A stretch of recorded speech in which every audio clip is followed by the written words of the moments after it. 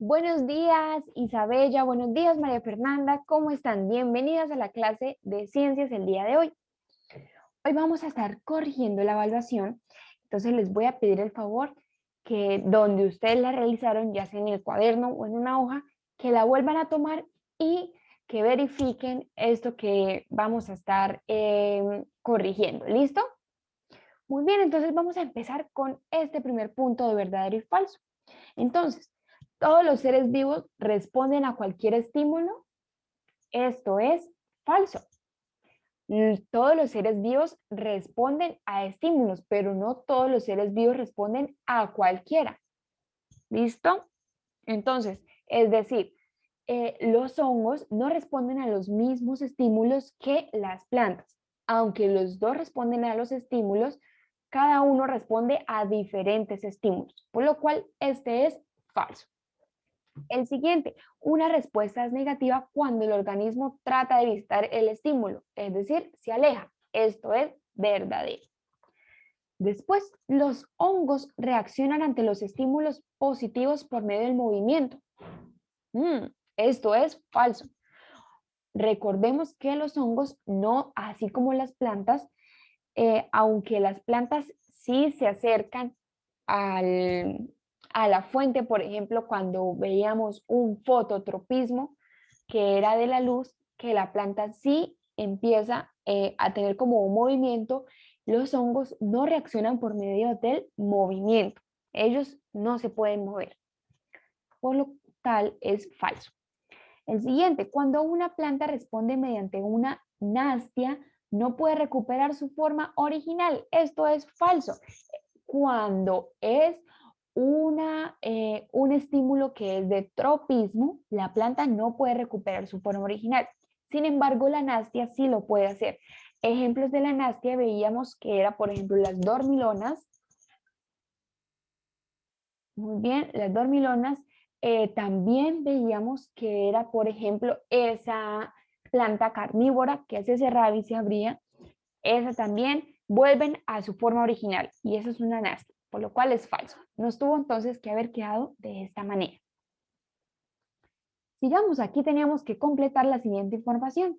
Bueno, aquí estaban en el mismo orden. Los estímulos físicos son los que brindan información sobre fenómenos de energía, de luz, sonido y temperatura. Esta era la A. Los químicos advierten sobre sustancias que rodean al organismo, todo lo que vemos alrededor, las sustancias químicas. Y los biológicos es cuando informan sobre actividades de otros seres vivos que están alrededor. La C. Y los ejemplos. Vi que me pusieron los mismos ejemplos del libro y están súper bien. Estímulo entonces físico, vi que me pusieron cuando los osos se agrupan por el frío. Químicos vi cuando había un alimento en descomposición, el olor entonces no permite que nosotros no lo comamos, y los estímulos biológicos que el tiburón tiene unos sensores especiales para percibir el movimiento de otros seres vivos. Muy bien. Entonces, este punto nos quedó excelente. Vamos a corregir el otro. Las neuronas son células especializadas en transmitir información en forma de impulsos nerviosos. Estos provienen de los receptores. Entonces, los receptores, por ejemplo, los ojos, la piel, el oído, la lengua, bueno, el olfato, estos receptores, la nariz, estos receptores captan la información y la envían a través de impulsos nerviosos, a través de las neuronas que viajan hasta los sistemas como el nervioso y el endocrino, y que ellos elaboran respuestas. Muy bien. Entonces, nuevamente, por medio de las neuronas, las respuestas son enviadas a los órganos efectores, los que ya efectores, los que ellos proceden a ejercer la respuesta, que en muchos casos forman parte del sistema locomotor. Y el sistema nervioso solo existe en el reino animal, que veíamos que hay un sistema nervioso simple y hay uno complejo. Muy bien. Así entonces nos tuvo que haber quedado este tercer punto.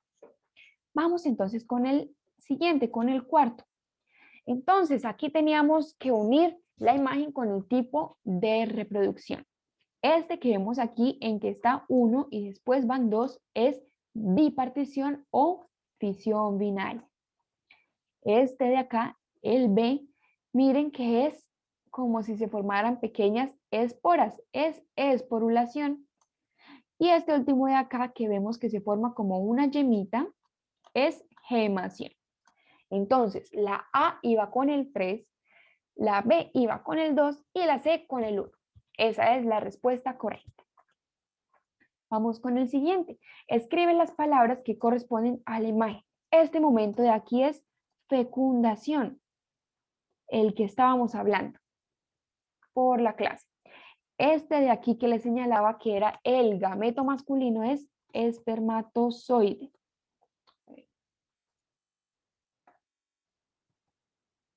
A ver, es que no cabe. Espermatozoide. Y este gameto de acá que vemos grande es el femenino que se llama óvulo.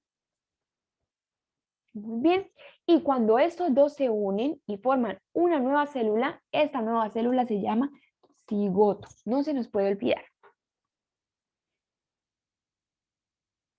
Excelente. En el siguiente tenemos que describa o dibuja un tipo de reproducción en hongos, plantas y animales. Entonces, en este podían haberme escrito diferentes cosas. Por ejemplo, el del hongo. Recordemos que el hongo vimos que los hongos unicelulares se pueden reproducir por fisión binaria, las levaduras. Entonces, me hubieran podido haber dibujado esto de aquí. Y me hubieran puesto fisión binaria. O también las levaduras se pueden